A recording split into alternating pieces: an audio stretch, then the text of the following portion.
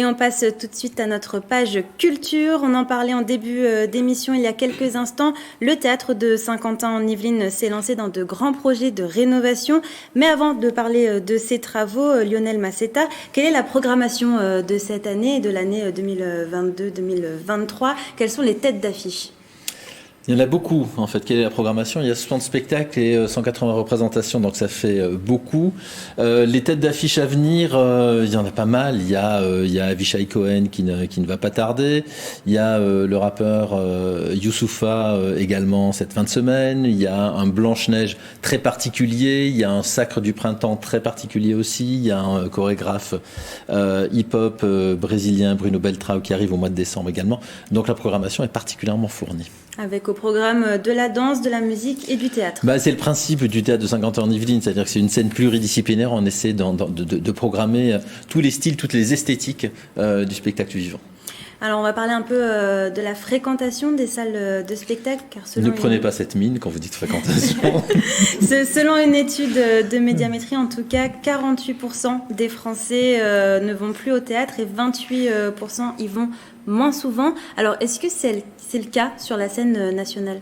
Depuis le début de la saison, on est à aux alentours de 90% de taux de fréquentation. C'est-à-dire qu'on a un taux de fréquentation qui est supérieur à la saison 2018-2019, c'est-à-dire la saison juste avant le Covid. Donc c'est un rebond qui est très impressionnant. Je ne veux pas dire qu'il nous surprend parce qu'on a tout fait pour, y compris pendant cette période de crise sanitaire. On a été vraiment, toutes les équipes ont été très présentes sur le terrain. On a changé, modifié nos moyens de communication, nos outils de communication. L'année dernière était une année de reprise où on était aux alentours de 70% de taux de fréquentation. Et là, dès cette année, alors avec des habitudes qui changent un tout petit peu dans les réservations, beaucoup plus de réservations de dernière minute, mais au final, la quasi-totalité des salles sont quasiment pleines. Donc on est très heureux d'avoir fait et poursuivi ces efforts pendant ces 2 années et demie qui étaient fort compliquées. Gabriel ? Oui, vous parliez de la crise sanitaire. Est-ce que l'inflation aussi qu'on connaît actuellement n'empêche pas les gens de venir au théâtre ? Pour l'instant, ça se ressent pas, mais ça va se ressentir à un moment ou à un autre. Et puis l'inflation, elle va pas se ressentir uniquement dans le fait de sortir ou de ne pas sortir au théâtre. Elle va se ressentir dans nous, les contrats que nous signons, les prestations que nous avons, dans certainement les subventions que nous percevons.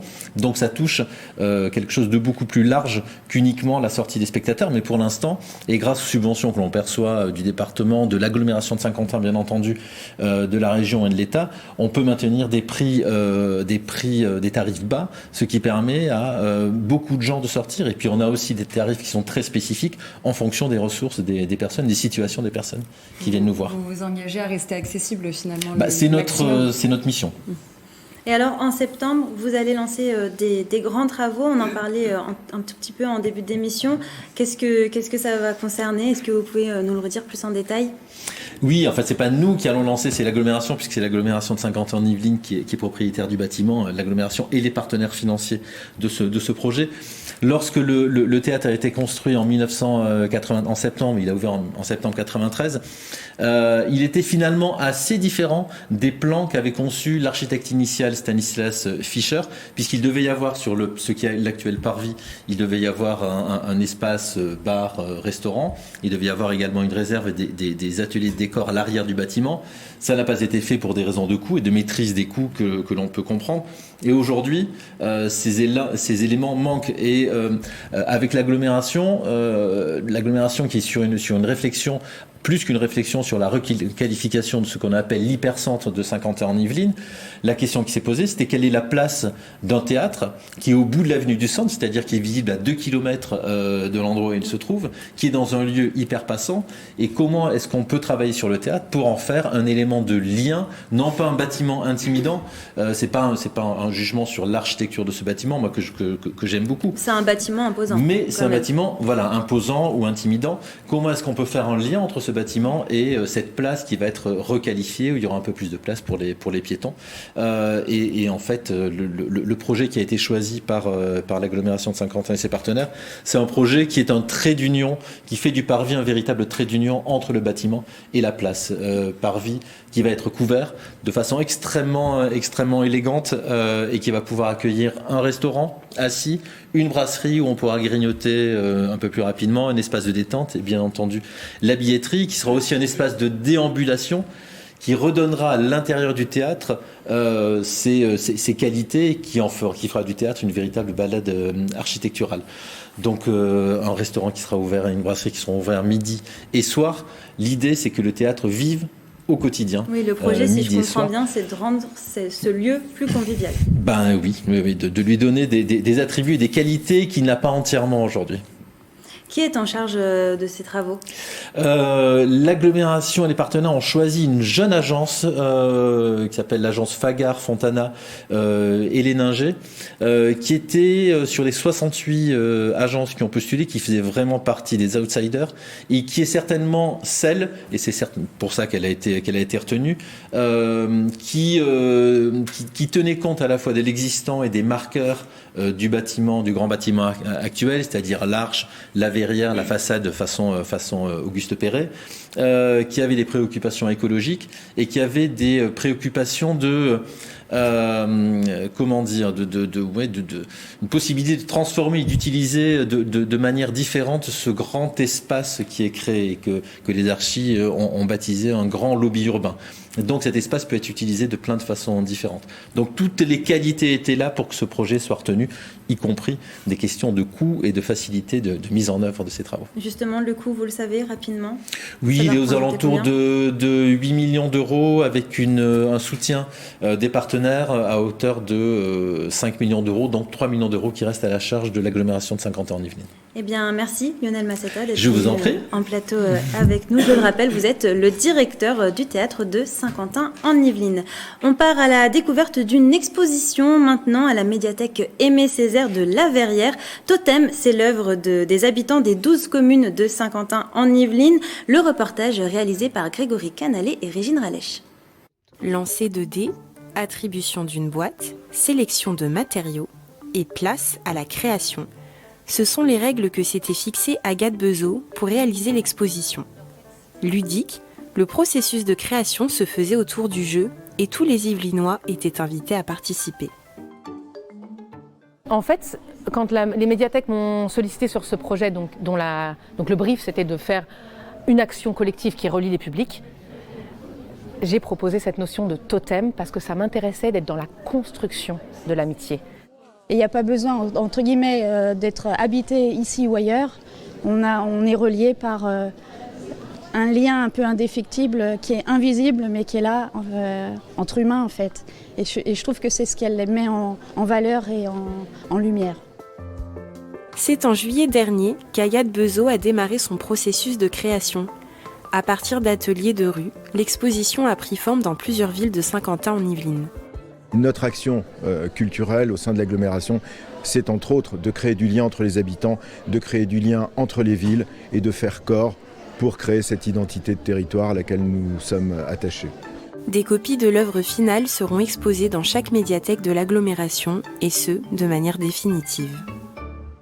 L'association Art Gravure fête ses 40 ans cette année. Ce sera le week-end du 3 et du 4 décembre prochain. Pour en parler, Catherine Delmel, présidente de l'association Art Gravure, et Chantal Roumy, secrétaire de l'association. Alors, qu'est-ce que vous avez prévu pour fêter ces 40 ans ? Alors, pour ces 40 ans, on a bien sûr notre gâteau avec les 40 bougies dont je parlais tout à l'heure. Mais nous avons une exposition sur nos murs de gravures qui sont de format 40 sur 40. Le chiffre 40 va revenir de manière constante. Cette exposition, elle va présenter des gravures de toutes sortes de techniques et les graveurs seront là, présents, pour répondre aux questions des visiteurs, pour leur expliquer. Il y aura aussi des démonstrations, ce qui pourra encore mieux faire comprendre la technique de la gravure. Il y a aussi des livres d'artistes, des objets en tout genre, des petits sacs, des tote bags, des cartes, des créations comme des pins, des boîtes. Vous pourrez aussi... Il y a également une tombola. Oui, voilà, il y aura cette animation de tombola. Ça, c'est pour faire animées. Il y aura 40 gravures. Alors ces 40 gravures, à gagner.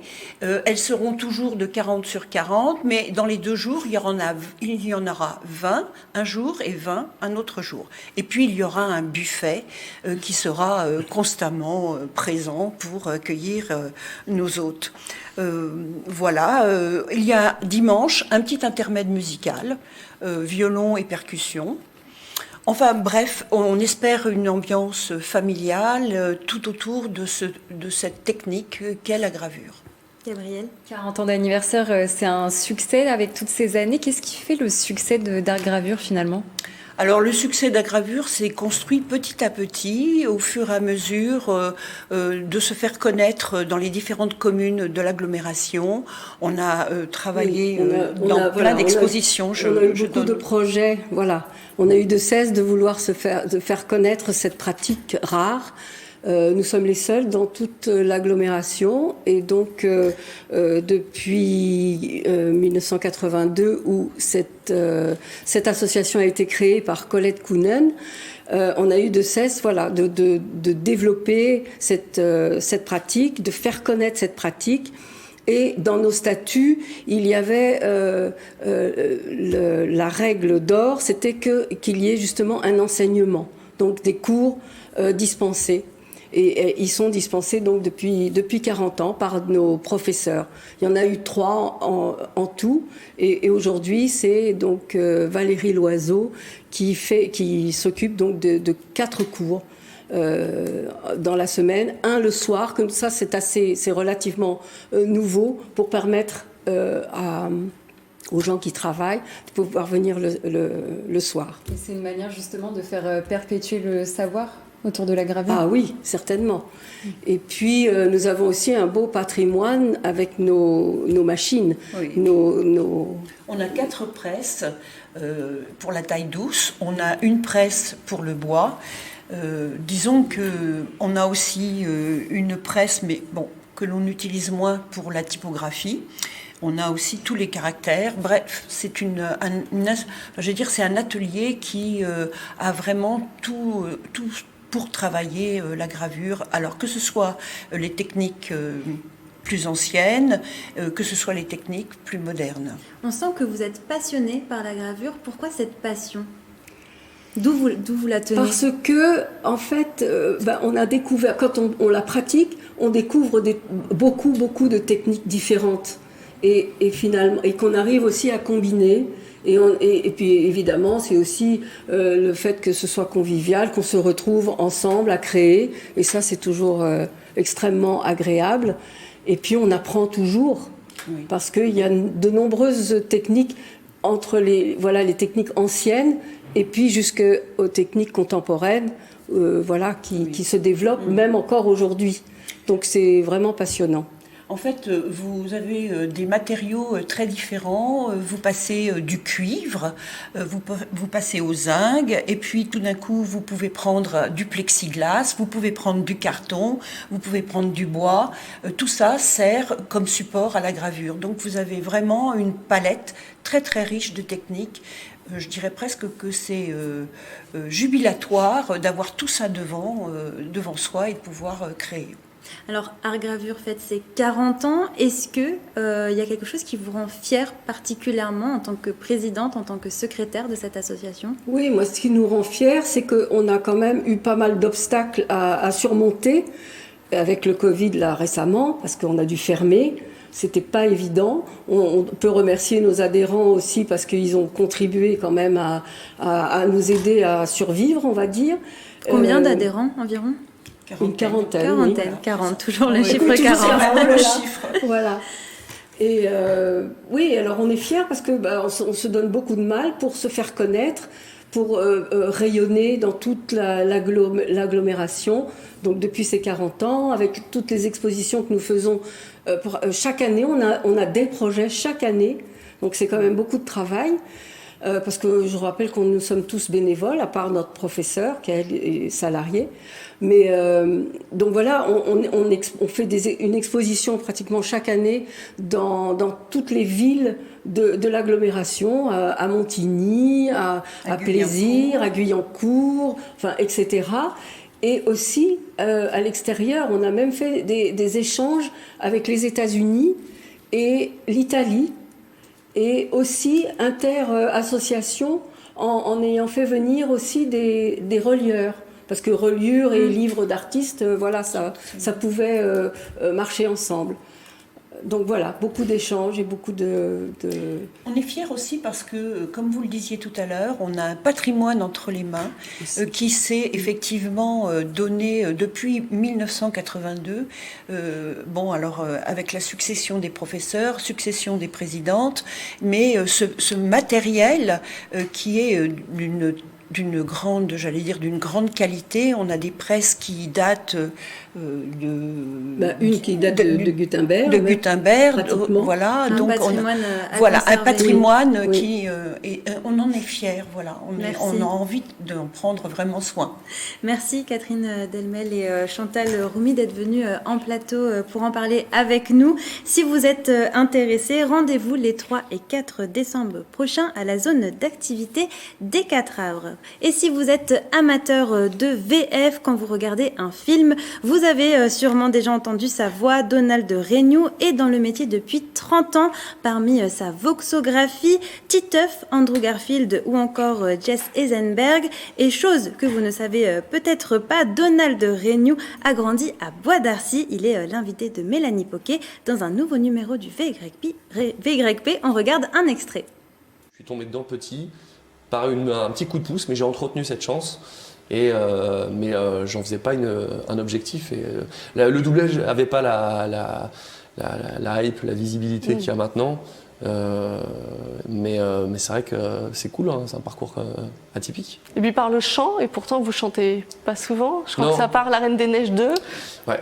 C'est vrai que c'est pas mon fort, le chant. Ça me permet d'avoir des rôles souvent chez Disney, parler, chanter, mais je suis pas proprement parlé chanteur parce que je m'en sens pas les capacités. Donc en comédien, je suis capable de proposer 10 versions différentes par prise et qui ont rien à voir.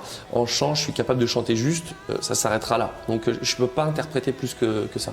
Alors, Reine des Neiges, on est arrivé presque à aujourd'hui, mais au début, vous dites des chants, des voix additionnelles, et le premier rôle, vous tapez quand même très fort. Andy, Toy Story. Ouais.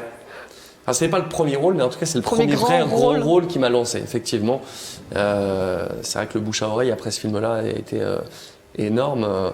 Et voilà, vu qu'on est dans les Yvelines, j'étais au collège Mozart et j'ai arrêté le collège traditionnel le jour de l'avant-première pour partir en cours par correspondance. Et il m'avait dit que c'était pas un métier de faire comédien. Donc voilà, je pense que vous êtes la preuve vivante que... le contraire. Mais je peux comprendre parce que c'est un métier qui fait peur, c'est un métier qui est précaire. Moi, je m'en sors très bien et qui est très hasardeux, mais c'est vrai qu'on peut très vite avoir des longs moments sans travailler. Donc je peux comprendre qu'ils étaient inquiets, mais je suis content d'avoir eu raison et de croire en moi. C'est la fin de notre page culture. Retour sur l'actualité dans le département.